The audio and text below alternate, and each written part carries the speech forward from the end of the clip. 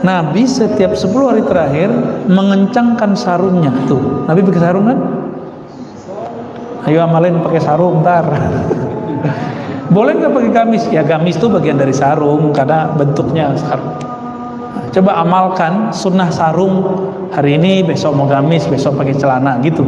Ya, digilir aja. Nabi itu fleksibel. Orangnya nggak kaku. Yang kaku kan kita, Pak. Mesti pakai sarung tiap hari, ya kan repot juga. Nah, tapi kalau di Malang, di Jombang, di Madura tuh ya, kiai-kiai nemenin istrinya masuk ke mall pakai sarung, Pak. Coba antum pakai sarung masuk. Jadi orang aneh. Mengencangkan sarung itu bisa berarti tidak menggauli istrinya, bisa berarti beliau ini mulai ketat beramalnya. Nah, saya lebih cenderung mengartikan beliau ketat dalam beramal. Ya, maka Nabi itu, ini kan orang nanya, Ustadz, bid'ah nggak sih bangun-bangunin orang subuh? Tergantung caranya. Nabi kan disebutkan wa aikaza ahlah. Nabi jika sudah mau beramal yang ketat tadi, membangunkan keluarganya. Bahkan Nabi itu ketuk, dulu kan belum ada mic. Masuk ke rumah, ketuk semuanya. Keluarga Nabi kan banyak, istrinya 9 waktu beliau mau wafat. Lalu anaknya, istrinya, sepupunya itu dibangunin semua. Nah, disitulah sunnahnya membangunkan orang qiyamul lail. Jadi kalau ada orang nanya, ada nggak sih dalilnya? Ini dalilnya. Dulu metodenya manual satu-satu, sekarang bisa lewat toa. Ya, bukan tua Pak ya, toa. Pakai sound, pakai mikrofon. Yang penting jangan ugal-ugalan. Ini masjid Baitullah, rumah tempat menyembah Allah. Maka ini hati-hati Pak, nanti anak-anak muda jangan sampai nggak beradab ketika dia membangunkan orang di masjid. Gimana? Nah itu nggak benar itu. Diajarin. Ya. Annahu kinayatun anil jidd wa tashmir, anil jadd wa tashmir fil amal ya. Ini maknanya adalah mengetatkan amalan. Dan bagian nomor 2 terakhir, jadi ada 2 poin lagi. Imam Ghazali yang merupakan sumber kitab ini, Imam Ghazali punya kitab Ihya, diikhtisar oleh Ibnul Jauzi, Ibnul Jauzi diikhtisar lagi oleh Ibnu Qudamah Maqdisi. Membagi kelas sholat saum itu menjadi 3, dan kita nanti akan sering dengar ustadz berceramah di bulan puasa nanti mengenai pembagian ini. Tapi saya nggak mau teoritis, nanti kita langsung tunjukkan prakteknya ya. Yang pertama saumul awam, saumul umum, puasa orang umum. Puasa umum itu puasa dari makan, minum, dan jima. Cuma itu. Tapi matanya jelalatan, telinganya masih suka gosip, lidahnya masih suka cari lawan. Nah, maka nih aktif sosmed yang beda-beda paham, udah stop dulu deh ya. Ustadz, saya nggak bertengkarnya pas puasa, malamnya saya tengkar lagi di sosmed. Ya sama aja. Tujuan puasa kan biar setelah puasa selamat. Ini habis berbuka, balik lagi dia, kambuh lagi. Nah, ini bahaya. Ini puasa orang awam. Orang awam, shaumul umum, dia berpuasa hanya untuk mengurangi makan, minum, jima. Nah, kita mau sampai tahun kapan Pak begini-begini mulu? Ya, mau nggak naik kelas? Mau? Nah, sekarang jangan cuma lapar sama dahaga, sama jima. Sekarang ditambah puasa anggota tubuh dari maksiat. Mulai puasain mata. Itu kalau buka YouTube kan ada iklannya macam-macam Pak, berarti kurangin dulu nonton YouTube-nya ya. Lah Ustadz, saya ini mata udah bebal. Belagu gaya dia ya. Mata saya sama aja yang buka menutup. Saya nggak percaya. Ya, kiai aja lewat, barsiso aja lewat, masa ente nggak kuat, masa ente kuat gitu. Jadi kalau ada orang bilang bagi saya sama aja, orang buka-bukaan sama tutup-tutupan. Wallahi ini nggak mungkin, ya nggak mungkin. Dulu kita di Istiqlal, pas keluar naruh sendal, saya kan pernah cerita, ya. Pas di samping saya ada juga yang ngambil sendal, tapi masya Allah pak, badannya masya Allah, ini kelihatan juga sama saya sekali. Tapi yang melotot matanya itu si penjaga sendal. Kita dicuekin sama dia, kita mau ngambil sendal gak ada dengar sama dia. Akhirnya kita tegur, mas sendalku. Gitu amat sih ngeliatin orang. Iya di rumah gitu-gitu aja katanya. Masya Allah. Itu udah di masjid pak. Maka di masjid, bahkan di Masjidil Haram, banyak yang modus sengaja nyenggol-nyenggol orang India, ya, cewek-cewek Turki yang bening-bening. Jadi setan itu mau di depan Masjidil Haram tetap aja setan, ya. Orang bersyahwat di depan sama aja. Emang begitu, tabiat badan kita begitu. Kita nggak akan munafik dalam masalah itu. Sama kita semua.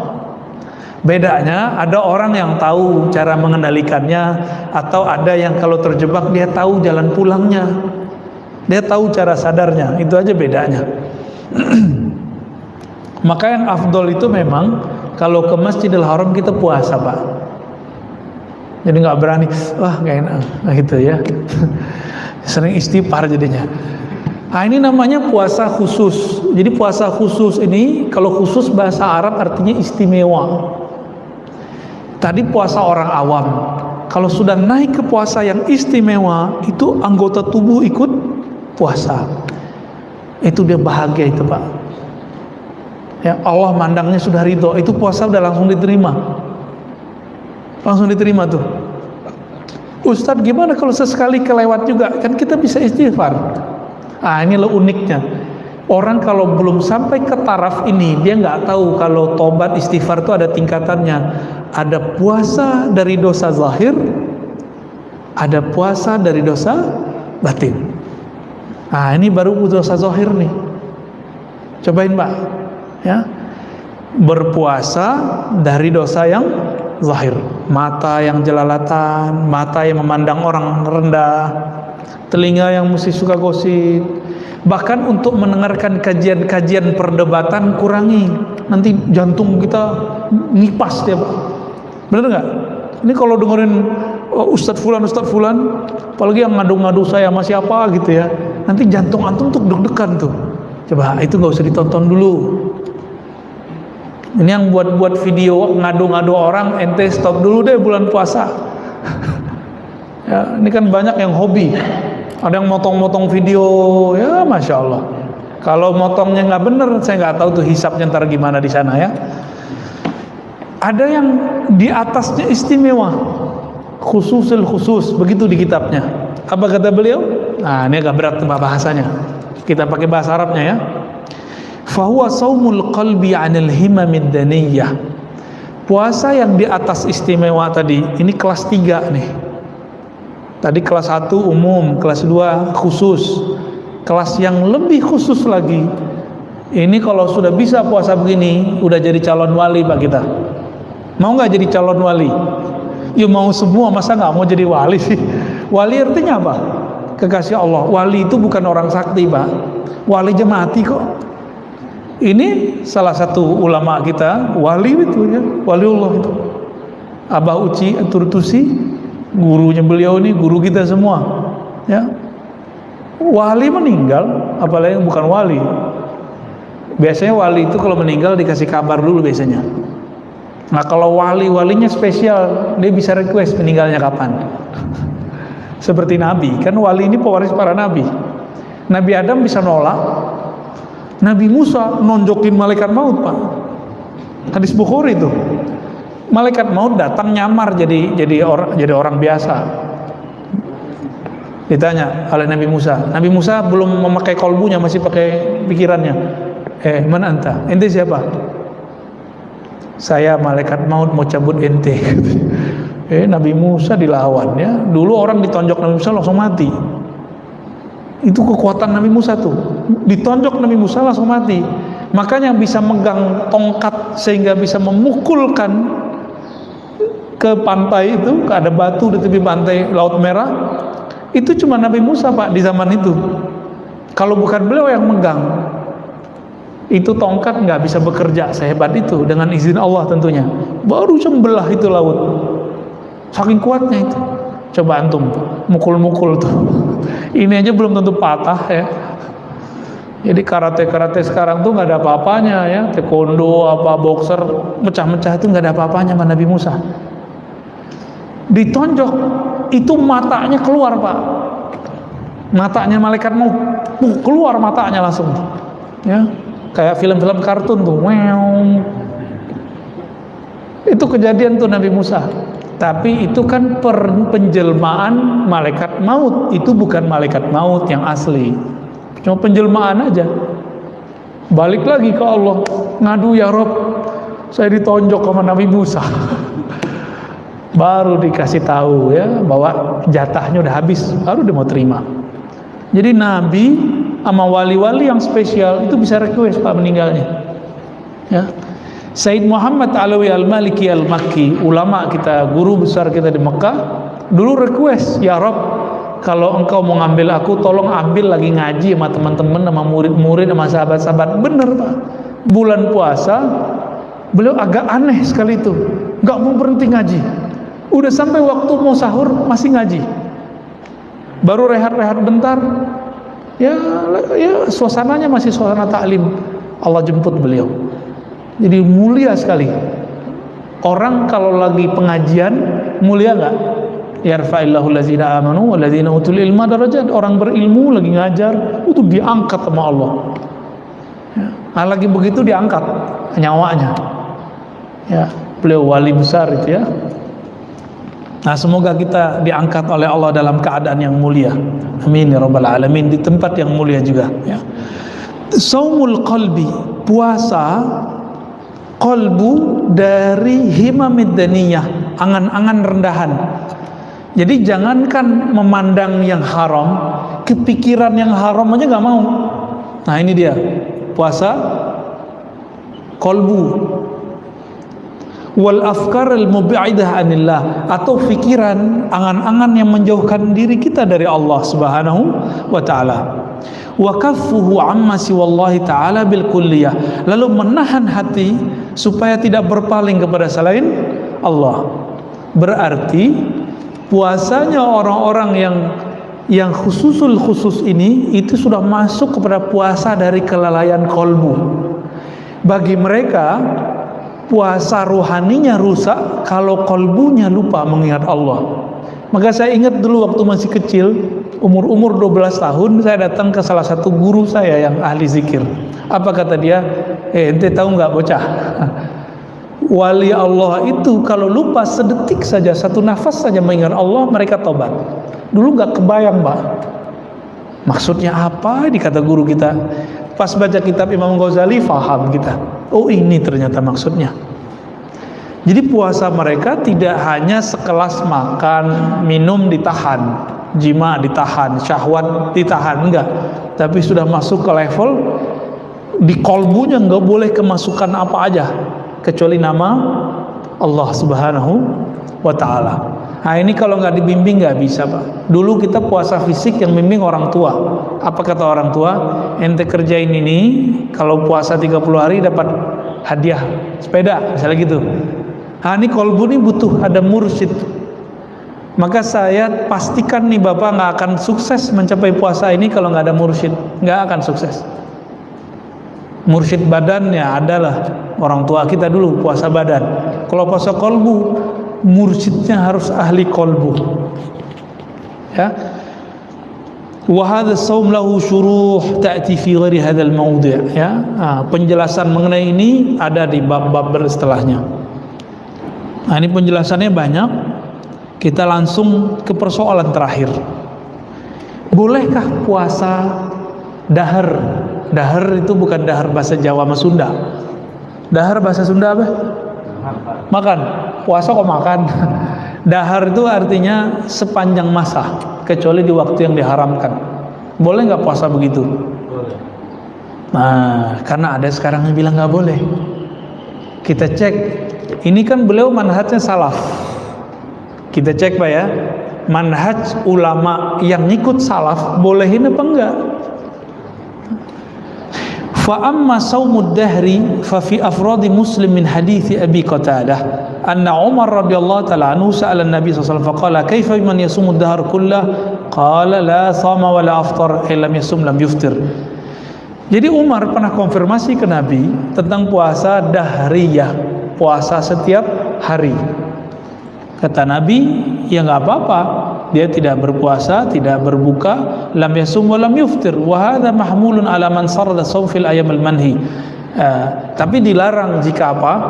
Jika dia berpuasa di hari yang terlarang, maka dikatakan la shoma wa la aftara. Ya. Lalu dikatakan di sini, faqad ruwiya an Hisham bin Urwah anna abahu kana yusridu shauma wa kanat Aisyatu tusarrid.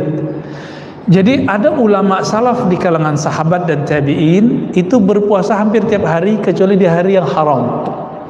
Yang haram apa aja? 2 hari raya, ya. Terus hari tash, udah Pak beres. Berarti cuma dua time. 2 time itu 5 hari. Hari raya Idul Fitri, hari raya Idul Adha, lalu tasyrik 3 hari, udah 5 hari doang.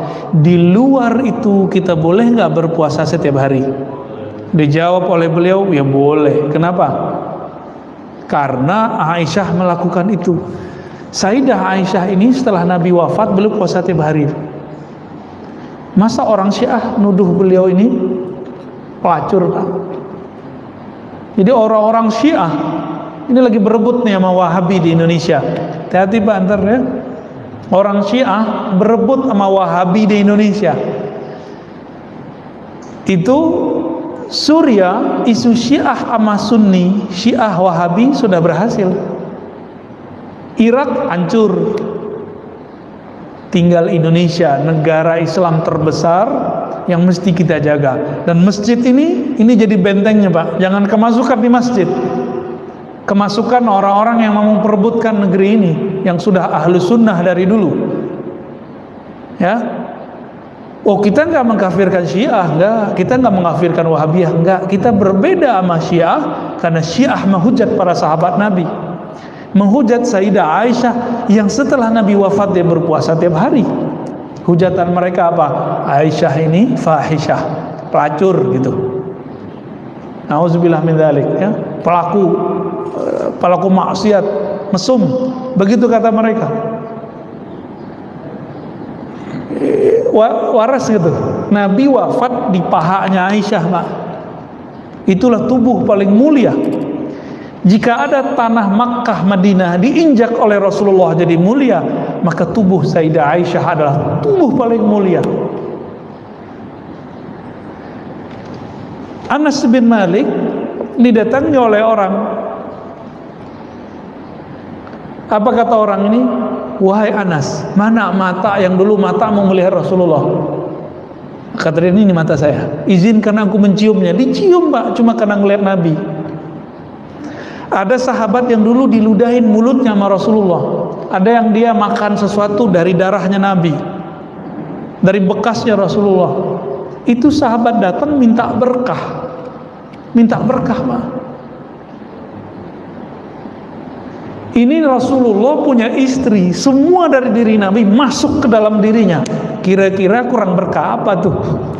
Bukan fahisyah, tapi sahibatul barakah. Di dalam dirinya banyak keberkahan.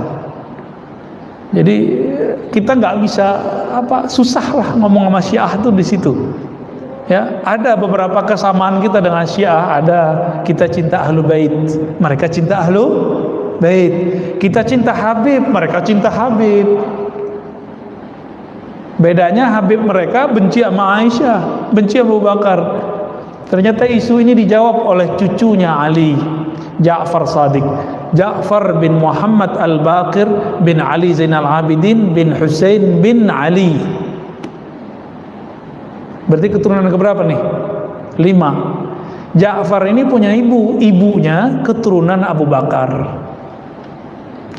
Kalau ada sekarang keturunan Husain, keturunan Hasan, khususnya keturunan Husain, keturunan Ja'far, mencaci maki Abu Bakar As-Siddiq sama dia mencaci maki kakeknya dari jalur neneknya.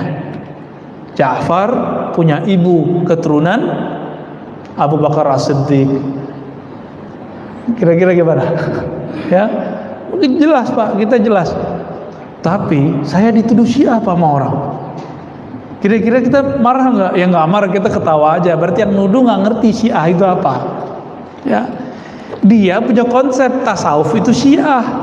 Kayak saya kan bertasawuf, belajar maksudnya. Saya bukan sufi Pak, cuma suka, gemar, suka belajar kitab tasawuf, ya, berziarah ke orang tasawuf, ngaji kepada ahli tasawuf. Sayanya belum sufi, belum, masih jauh. Ya kalau sufi kita nggak kuat Pak, ya nggak kuat kita jadi sufi. Kita jadi orang biasa aja dulu ya. Kalau Wahabi bagaimana? Wahabi kebalikan Syiah, nggak senang sama habaib, bener nggak? Nanti coba cek, nggak senang sama habaib, benci banget sama habaib. Ya. Maka kalau ada postingan kebencian kepada zuriat Nabi, pastikan dia nasibiyah. Nasibiyah ini kelompoknya sekarang ada di Wahabi. Kalau agak kenceng dikit jadi khawarij, jadi teroris. Kalau yang nggak kenceng ya paling-paling neror-neror pengurus aja paling ya. Bid'ah ente ya, ngomong itu ya. Ente pelaku bid'ah nih. Dihisab nanti di hari akhirat. Ittaqullah, paling gitu-gitu doang ngomongnya. Ya masih bisa diatasi lah itu, kita ngobrol, ngopi bareng, selesai Pak. Tapi kalau yang sudah yang bersenjata itu nggak bisa ngomong kita ya. Semoga salafi-salafi Wahabi yang ada di Indonesia cuma teror-teror begitu aja, teror verbal, nggak apa-apa lah. Jangan sampai teror-teror nembak, jangan, nggak boleh ya. Kalau ada habisin. Kita meminta kepada pemerintah habisin mereka. Tapi saya yakin kebanyakan salafi di Indonesia itu salafi ngaji aja. Kencengnya di pengajian aja. Tapi kalau ini dibiarin terus, coba lihat. Si Ustadz Ustadz Fulan udah mulai menentang lagu Indonesia Raya, benar nggak? Bagi dia Indonesia Raya itu tauhid, Pancasila tauhid. Ini kan ambigu, nggak boleh melawan pemerintah, tapi dia anti sama konsep falsafah pemerintah. Ambigu dari kepalanya, ambigu. Ya manhaj ambigu inilah yang sekarang diminati oleh orang-orang baru ngaji. Ya, kita lama ngaji, tapi berasanya kayak baru ngaji juga ya. Sayyidah Aisyah radhiyallahu taala anha, beliau puasa hampir tiap hari. Jadi kalau antum mau bilang ini bid'ah, wah istri Rasulullah bid'ah dong. Berani bilang istri Rasulullah bid'ah. Urwah ini masih keluarganya Aisyah, itu puasa hampir tiap hari. Dia sanadnya ke Sayyidah Aisyah. Utsman juga sama. Anas bin Malik bercerita Abu Thalhah itu berpuasa 40 hari. Izzuddin bin Abi Salam pernah puasa, ini puasanya agak aneh, nggak makan minum 40 hari 40 malam, nggak makan minum. Izzuddin bin Abi Salam lagi tengkar sama Brahmana, biksu, adu kesaktian Mbak. Izzuddin muridnya Abul Hasan Syazili, qaddasallahu sirrahu, ya, murid wali Allah besar, Al-Kutub Asy-Syahir, ya, Al-Ghawthul A'zam Abul Hasan Asy-Syazili bersembayang bara ya, kalau engkau bisa masih hidup selama 40 hari 40 malam nggak makan nggak minum, maka aku dan pengikutku ikut kamu. Begitu mereka buat MOU-nya. Hari ke-39 biksunya mati. Sedangkan Abul Hasan Syazili masih sibuk dengan nama Allah, ya Hayyu ya Qayyum, ya Hayyu ya Qayyum, masih hidup dia ya. Ibnu Mas'ud, ini lain lagi ya. Jadi ada orang yang nggak kuat kalau puasa. Dia cocoknya ngapain? Dia nggak berpuasa sehingga dia kuat khatam Quran, dia kuat ngajar, dia kuat sholat. Di antaranya adalah Sayyidina Ibnu Mas'ud. Ibnu Mas'ud ini khataman Qurannya banyak, maka beliau caranya makan. Jadi beliau ini syahwatnya jadi taat, kalau kita syahwatnya jadi maksiat. Ini beda aja sama Ibnu Mas'ud ya.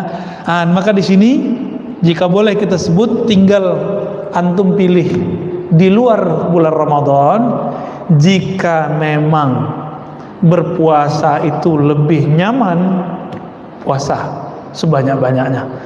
Jika dengan tidak berpuasa kuat tahajud, kuat sholat, kuat silaturahmi, kuat ngajar, kuat mencari nafkah, ya ikutin itu ya. Dan luruskan niat kita berpuasa bukan pengen naik pangkat, anaknya biar baik, bukan kerjaannya lancar, enggak. Tapi berpuasa lillahi